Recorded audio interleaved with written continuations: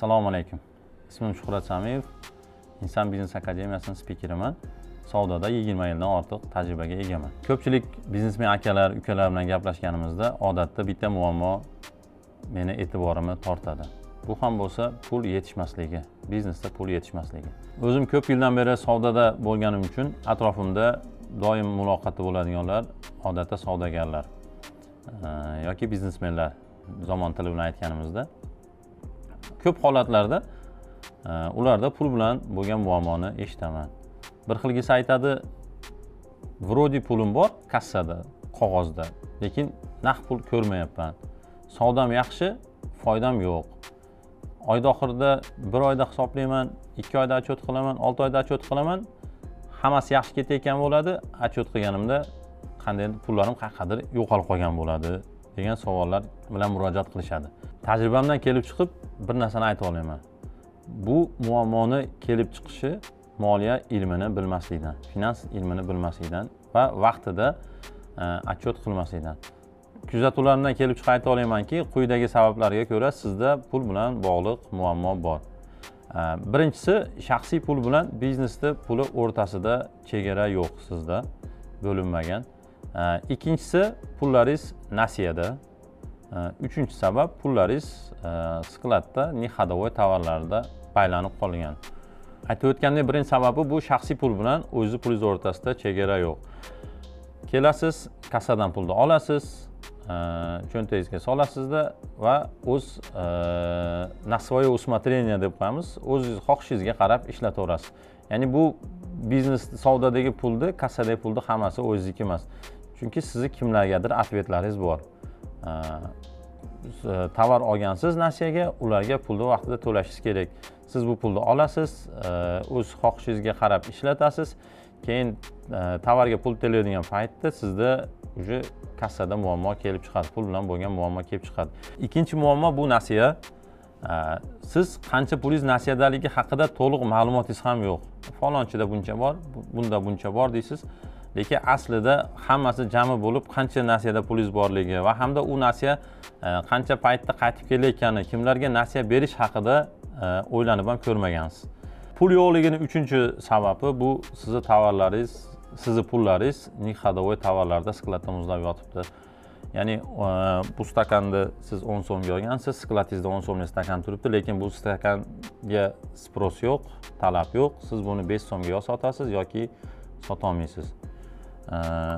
Shunaqa muammolar bor. Agarda siz assortiment to'g'ri boshqarish haqida qiziqayotgan bo'lsangiz, quyidagi videoda batafsil aytib berganmiz. Kecha yaqinda bir akamiz murojaat qildi. Yil yakuni bo'yicha hisobotlarimni qilishga yordam bering. Hisobimda ancha pul yo'q degan muammo bilan keldi. Tabiiy borib do'konini audit qilishni boshladik. Do'konda ikkita sotuvchi bor hamda bu do'kon ikkita akamizni o'rtasidagi do'kon. Sotuvchilarga savol beryapman, har kunlik savdo yozilganmi? Do'kon shu yil bo'yi 2025-yildan beri desam, tabiiy yozilgan. Xarajatlar yozilganmi desam, yozilgan dedi. Xarajatlarga qarasam, savdoning pulini faloncha aka olib ketdi, savdoning pulini bu aka olib ketdi, savdoning pulini bu aka olib ketdi, savdoning pulini bu aka olib ketdi. Shunaqa xarajatlar. Aniq xarajatlar yo'q. Arendaga qancha to'lagani, nalogga qancha to'lagani, svetga qancha to'lagani, kimga qancha oylik bergani, hech qanaqa ma'lumotlar yo'q. Tabiiy akalardan so'radim. Shu pullarni kassadan kelib siz ham olib ketasiz ekan, siz ham olib ketasiz ekan, keyin bu pullarni nima qilasiz? Nima qilasizlar? To'planadi, keyin to'plagandan keyin beramiz. Kimga berasizlar? Bizga tovar jo'natadiganlarga beramiz. Shu pul qanaqa qilib to'planadi? Bir kunda misol kunlik yozib yurasizmi? Men buncha pul oldim kassadan deb yozib yurasizmi desam, yo'q deydi. Kelaman, nech pul savdo bo'ldi? Shuncha savdo bo'ldi. Berdingmi? Olaman, ketaman. Keyin nima qilasiz? Keyin shu unga bunga uyga ishlataman, benzin qo'yaman, mo'yka qilaman, boshqa qilaman, choy ichaman. Qolgan pullar keyin to'planib, keyin tovarga chiqaramiz. Shu xarajatlaringiz haqida spiskaz bormi? Nimaga rasxod qilganlaringiz desam, yo'q. Qancha pul rasxod qilishingiz kerak? Bu olgan kassadan snimat qilgan pulni qanchasi foyda, qanchasi tani, Shunga qarab xarajat qilasizmi? Yo'q, unaqa qilmayman. Olaman, ishlataman, oshganimni tashlab qo'yaman. Ko'rinib turibdiki, akamiz o'zi qayerga rasxod qilib yuborganini o'zi ham bilmaydi. Ya'ni hali ishlab topilmagan pulni xarajatga chiqarib yuborgan. Bu vaziyatdan quyidagicha xulosaga keldim. Shaxsiy pul bilan biznesda pulini ajratib olishimiz kerak. Bu bir. Ikkinchisi, hali o'zlashtirilmagan, hali topilmagan foydani xarajat qilishga shoshilmasligimiz kerak. Buning uchun biz eng kamida bir oyda bir отчет qilishimiz kerak bo'ladi. Ya'ni bir oylik savdo, shu savdo bir oyning ichida shuncha savdo qildik, xarajat qismi bular. Ya'ni tan narxi bu, xarajat qismi bular. O'rtada sof foyda bu debdir. Shu sof foydamizdan ishlatishda o'rganishimiz kerak bo'ladi. Yil oxirida pulim qani demasligingiz uchun eng kamida bir oyda bir отчет qilib turing. Hamda bir oylik yakuniga qarab, bu oy ishlab topgan pulingizni keyingi oyga rasxod qilishni o'rganing.